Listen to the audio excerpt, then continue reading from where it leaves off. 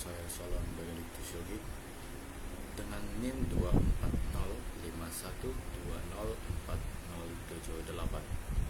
Sekarang saya akan menjelaskan sejarah internet. Pertama-tama kita harus mengetahui dulu apa itu internet. Internet adalah jaringan atau sistem yang menghubungkan jutaan komputer di seluruh dunia, yang sekarang menjadi sarana utama untuk komunikasi, pendidikan, bisnis, dan hiburan. Perkembangan internet tidak instan, melainkan melalui sejarah panjang dengan banyak tahapan penting. Dasar awal mula internet berawal dari ARPANET.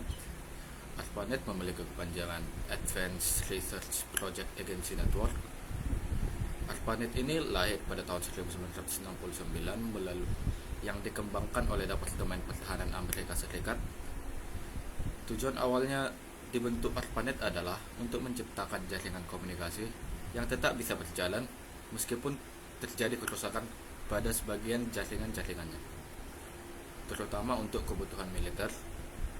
ARPANET kemudian digunakan juga oleh universitas-universitas, pusat-pusat penelitian yang ada di Amerika untuk saling bertukar data dan informasi. ARPANET pertama kali menghubungkan 4 komputer di Amerika Serikat, yaitu yang pertama UCLA atau University of California, Los Angeles, Stanford Research Institute, UC Santa Barbara, University of Utah. Karena keberhasilan ARPANET ini menjadi cikal bakal terbentuknya internet modern sekarang yang kita pakai sekarang.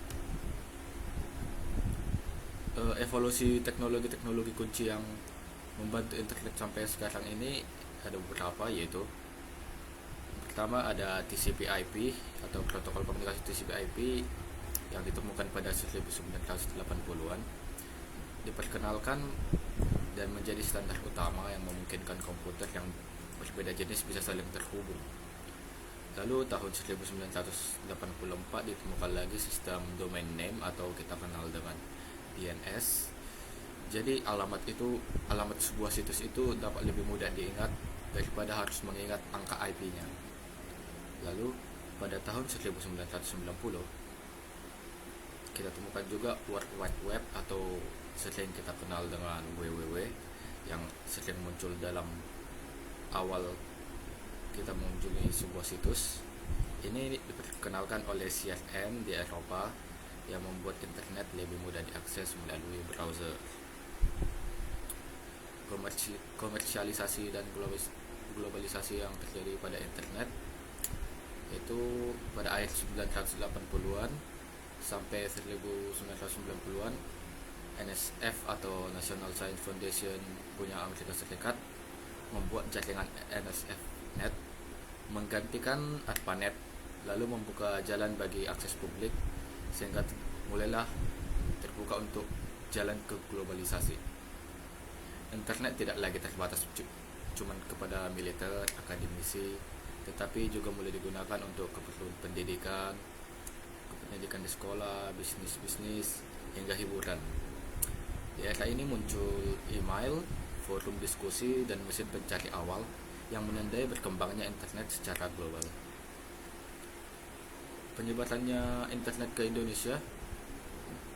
Awalnya internet masuk ke Indonesia sekitar tahun 1994.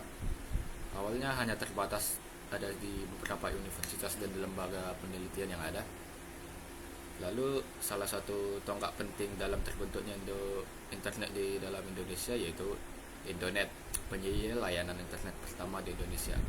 Tokoh pentingnya yaitu salah satunya Onowi Purba yang mendorong akses internet murah dan luas. Lalu pada tahun 2000-an internet mulai berkembang dengan adanya ramainya orang membuka warung internet atau kita kenal dengan warnet sebagai tempat yang paling populer untuk mengakses internet.